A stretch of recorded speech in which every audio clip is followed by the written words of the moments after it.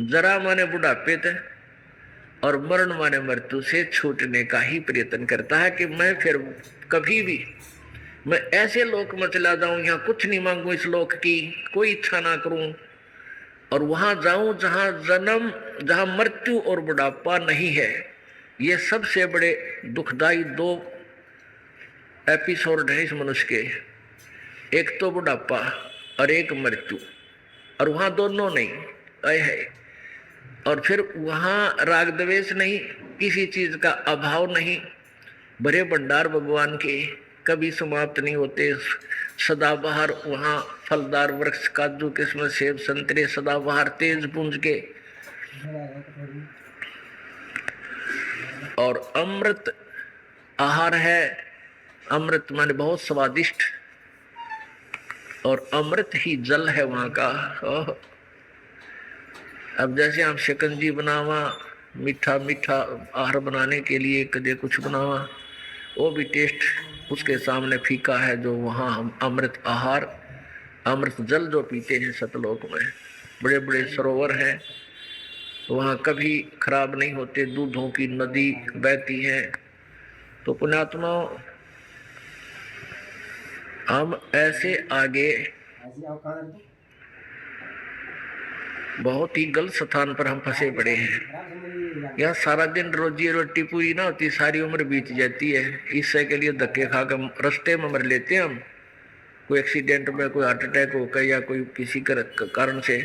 परमात्मा के ये सारी बातें याद दिलाकर परमेश्वर कबीर जी हमारी यहाँ काल के द्वारा जकड़ी हुई बुद्धि को यहाँ से करेड़ते हैं, यानी यहाँ से निकालते हैं, हल्के ढीली करवाते हैं, और ये भक्ति देते हैं। कहते तने सुख भी चाहिए तो मैं ही दूंगा इस गंदे लोक में, और यहाँ तने कोई सुख भी नहीं दे सकता। जय तुझे राजपाट कुछ चाहिए, हमरा इधर ले ध्यान। वैसे तो राजपाट से आसपास आपने जाना भी नहीं चाहिए, क्योंकि यहाँ के सारे झूठे राजपाट हैं, लेकिन फिर भी आपकी इस नालायक सोच की भक्ति की, काल की यानी उसके पुत्र तमोगुण शिव की, उससे सिद्धियां प्राप्त की, तब से राज भी प्राप्त हो गया, लेकिन वो राज उसके पास नहीं रह सका। विवेक्षण ने परमेश्वर कबीर जी की भक्ति की, मंदोदरी ने कबीर जी की भक्ति की, कबीर परमेश्वर की भक्ति की, क्योंकि परमेश्वर कबीर जी त्रेता युग में सुकृत नाम से आए हुए थे। उस समय उन्होंने नल और नील को अपनी शरण में लिया था, और जाती थी और उसको अच्छी बुरी कथाएं चुटकुले सुना के उसका मनोरंजन करवाया करती थी, उसका इतनी काम था। और फिर उसके बदले में उनको वो रानी कुछ रोजी रोटी का धंधा दे देती थी, आटा दे दिया, कभी चावल दे दिए, इस तरह उनका गुजारा हो जाता। उसके बाद वही कर्मवती चंद्र विजय की पत्नी बाट की भूल गई वो बकवाद जो सारा दिन मंदोदरी के पास बोलिया करती थी। फिर वो क्या करती थी, जब सृष्टि रचना परमात्मा ने जो सुनाई थी, ये मीठे मीठे शब्द परमात्मा की महिमा के, वो मंदोदरी को सुनाने लगी। कौन? चंद्र विजय बाट की पत्नी। अब वो मंदोदरी उसके मुंह की तरफ देखा और उसको कहा कि अड़ंगे, तू इतनी सुथरी कत्ते बोलने लगी, तेरे अंदर सारा गोबर गिरा था। अंधे बूढ़ी बात कहनी, क्योंकि रानी को राजी रखना उसने, यानी जो पहले जब तक हम भक्ति भाव में नहीं थे, जो बेवदी बातें करे वो अच्छा लगा करता। तो अब उसने वो बात सुना नहीं, कर्मवती ने चंद्र विजय की पत्नी, वो तो बढ़िया बात जो ज्ञान परमात्मा का समा लिया।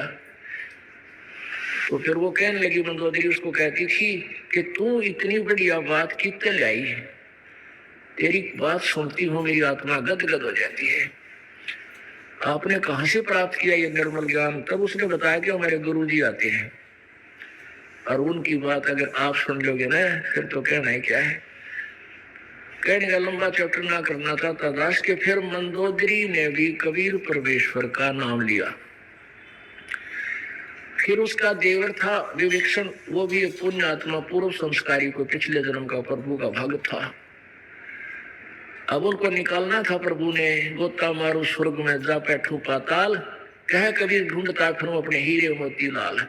गरीबदास जी कह रहे हैं परमात्मा कबीर जी बताओ थे कि अभी मैं तो अपने हीरे मोती लालों को ऐसे ढूंढता फिरता हूँ, कितना पा जाऊंगा किसी जाति में, किसी मजहब में और किसी देश में हो, जो मेरे पिछले संस्कारी है उन तक निकालूंगा और कलम दूसरा कभी चढ़ा दूंगा, यानी औरों को भी ले लूंगा जो अभी तक कभी मेरी शरण में किसी युग में न आए हैं इस ज्ञान के द्वारा। तो विवेक्षण ने भी परमात्मा की शरण ग्रहण कर ली थी कबीर जी की। अब जिस राज्य को रावण रखना चाहता था और काल प्रेरणा से काल की भक्ति से प्राप्त किया था, उसको रावण नहीं रख सका, वो लंका भी विभीषण को मिली। वो राज्य भी विभीषण को दिया, लेकिन विभीषण परमात्मा के ज्ञान से परिचित था, क्योंकि उस निकम्मे तो सारे मरे गए थे, लड़का कटकर बढ़िया ठीक ठीक सी आत्मा रह गई थी। तो जहां अच्छी आत्मा हो तो राजा को भी कोई विशेष जो है शक्ति नहीं करनी पड़ती, उसका भी मन शांत रहता है। तो विभीषण ने राज्य किया, पूरी जनता जितनी भी बची थी तो बहुत आनंद से रहा करती थी, और विभीषण ने भी अपनी भक्ति की, मंदोदरी ने भी भक्ति की।